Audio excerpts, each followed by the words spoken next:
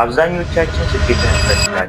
ጥሩ ስራ፣ ጥሩ ገቢ፣ በሰዎች የተከበረ ስም፣ ጥሩ ኑሮ፣ መጨረሻው የከፍታ ማማ ላይ ያሉ ስኬታማ ሰዎችን እያየን እኔም እንደነሱ መሆን እፈልጋለሁ እያለን እንመኛለን። ነገር ግን እዛ የስኬት ደረጃ ላይ ለመድረስ ምን ያህል ዋጋ እንደሚከፍል ማንም አይጠይቅም። ምክንያቱም ስኬታማነት በነፃ የሚታደል ነገር ሳይሆን ብዙ ሰዎች ለመክፈል የሚፈሩትን ትልቅ ዋጋ ይጠይቃል።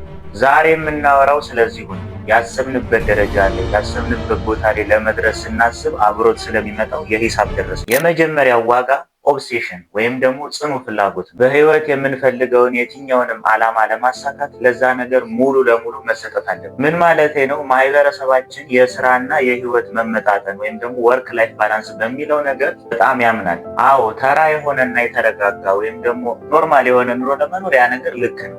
ግን ለዓላማችን ለማሰብ ስንነሳ እዛች ጋር ነው ችግሩ የሚፈጠረው። ስኬታማነት በተፈጥሮ ሚዛናዊ አይደለም።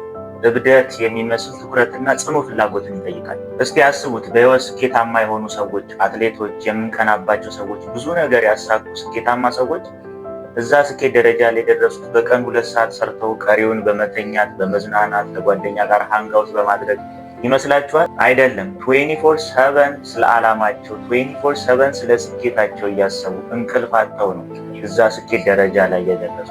የሆነ ነገር ለማሳካት ስንፈልግ ወይ ዓላማችንን መኖር ስንፈልግ ሌሎቹ ነገሮች በሙሉ ኖ ማለት አለብን። በቃ ለዛ ነገር ሙሉ ለሙሉ ኦብሰስድ መሆን፣ ለዛ ነገር ሙሉ ለሙሉ መሰጠት ያስፈልጋል። የስኬታማነት ዋጋ ለዓላማ ሲባል ሌሎቹን ነገሮች በጠቅላላ የማያስፈልጉትን ማለት ነው መስዋዕት ማድረግ ነው።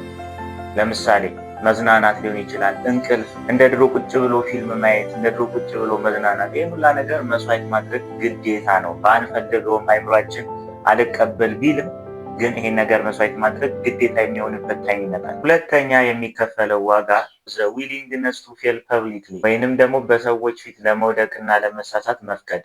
ምናልባትም ከባዱ ዋጋ ይሄ ነው፣ በሰዎች ፊት መውደቅ፣ የነገ ተስፋ የላችሁም ተብሎ መኮነን። ስኬታማነት ላይ ለመድረስ በመጀመሪያ ሞኝ መምሰል ያስፈልጋል። ሰዎች ይስቁብሃል፣ አረ ደግሞ አንተን አናውቅህም እንዴ ብሎ በድሮ ማንነት ሊፈርድብህ የሚሞክር ሰው ይኖራል። አይሳካልህም ብያል ነበር እንዴ የሚል ደረጃ ላይ ትደርሳለህ።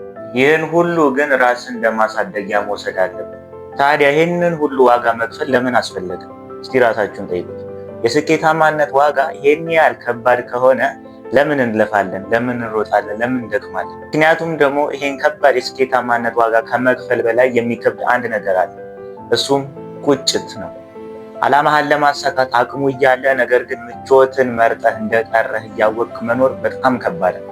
ለዓላማህና ለስኬት የምትከፍለው ዋጋ አንዴ ብቻ ነው የሚከፈለው በህይወት ወይም ደግሞ ከሆነ ፔሪድ በኋላ የሚያልፍ ነገር ነው። ነገር ግን የቁጭት ዋጋ እድሜ ልክን እንደ እሳት ውስጥን እያነደደህ ነው የሚኖረው። ስለዚህ ግቦቻችሁን ተመልከቱ፣ ህልሞቻችሁንም እዩ እና ራሳችሁን ይህን ወሳኝ ጥያቄ ጠይቁት። ይሄንን የሂሳብ ደረሰኝ ለመክፈል ዝግጁ ነኝ? እንግዲያውስ ዝግጁ ከሆናችሁ እኔም ዝግጁ ስለሆንኩ እኔም መንገዱ ላይ ስለሆንኩኝ አብረን እንድንጓዝ ፈቃደኛ ነኝ። ዝግጁ ከሆናችሁ ይሄን ቻናል ሰብስክራይብ በማድረግ መንገዳችሁን ጀምሩ እና አሁን እየሰራችሁበት ያለውን ዓላማ ወይም ደግሞ አሁን እያስቸገራችሁ ያለውን ችግር በኮሜንት አጋሩኝ። መቅረፍ የምንችለው ነገር ከሆነ አንድ ላይ ሆነን እንቀርፈዋለን።